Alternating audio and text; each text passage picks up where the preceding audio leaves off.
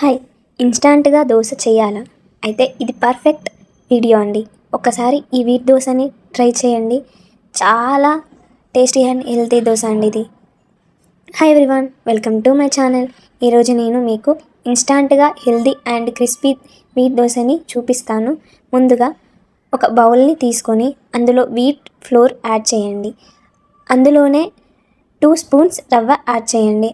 మళ్ళీ అందులోనే కొద్దిగా సాల్ట్ యాడ్ చేసి ఒకసారి మంచిగా కలపండి.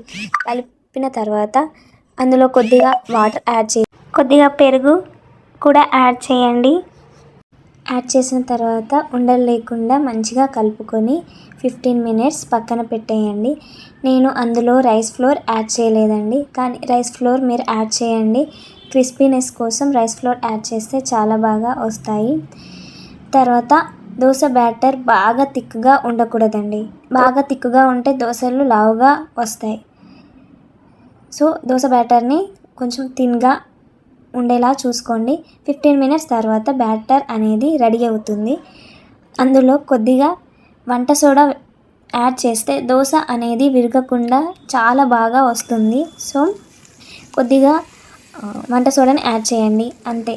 తర్వాత స్టవ్ మీద ప్యాన్ పెట్టుకొని మీడియం ఫ్లేమ్లో వేడి చేయండి.